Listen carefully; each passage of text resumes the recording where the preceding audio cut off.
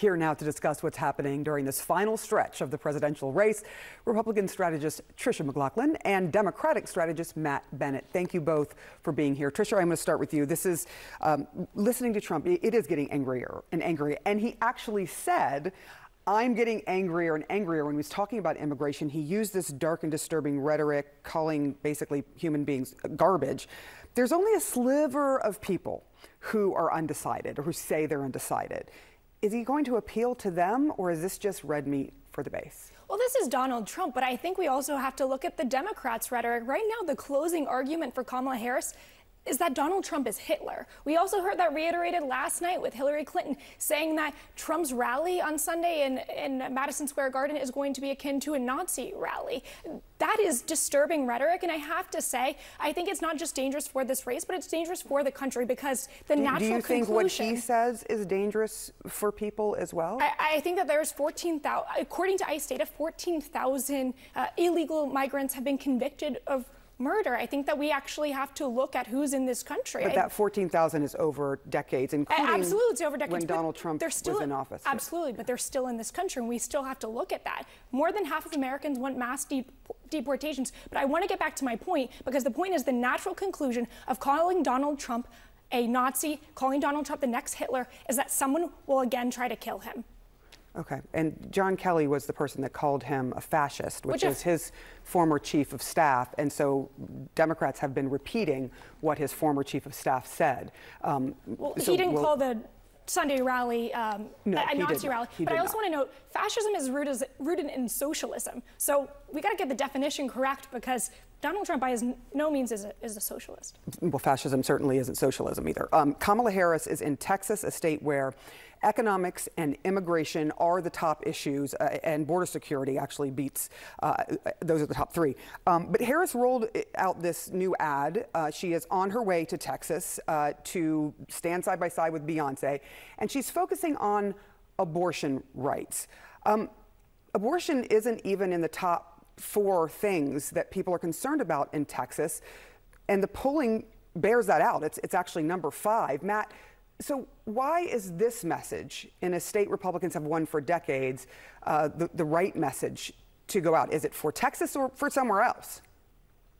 It's definitely for somewhere else. Look, Texas is the backdrop, but the audience are the swing states.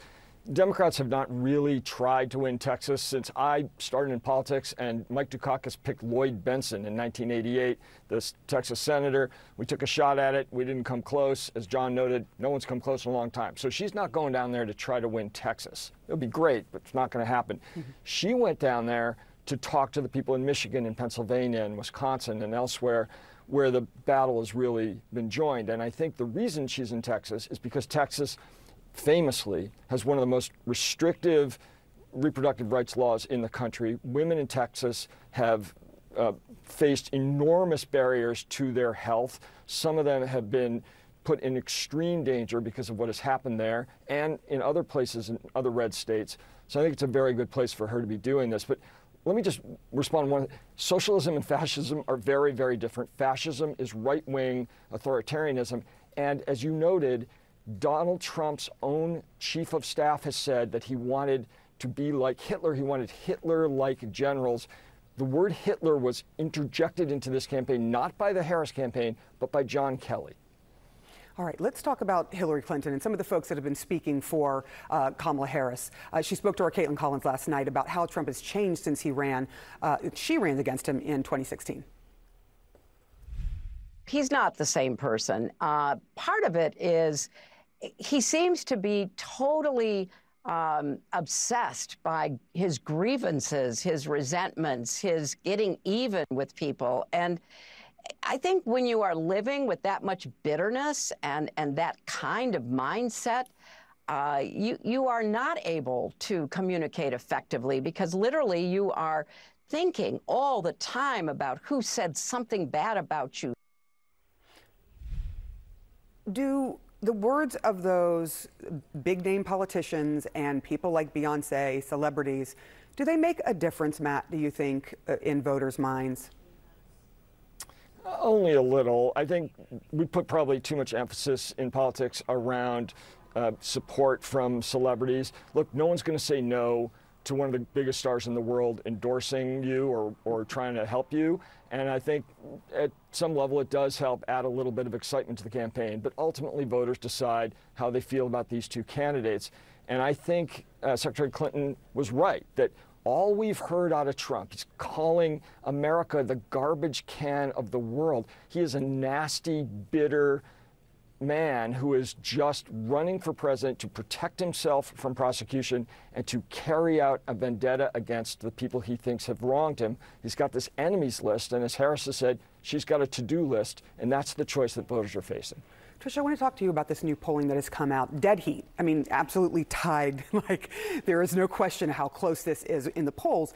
But there's also another important poll that has come out. And here it is, CNBC putting this poll out, saying what voters say about down ballot races, that 48% of voters want the GOP to control Congress, 44% want Democrats. How concerned should the parties be about down ballot races? Well, I think they should absolutely be concerned. I mean, we saw the ad that dropped just a week ago from Bob Casey, who was cozying up to Trump, saying he, supported him in NAFTA and bucked Biden. So I think we're going to, over the next week, really start to see some division from some of the down ticket. They've got to save themselves. Kamala Harris and Donald Trump, if what my Democrat colleague Matt is saying is true, he shouldn't be doing so well in this race. The problem is the economy. The problem is immigration. If Americans weren't facing 20% higher prices right now, quadruple the inflation, and an immigration crisis, we probably wouldn't have this close of a race. But Kamala Harris has shown really no daybreak between her and Biden, and I think a lot of the American people believe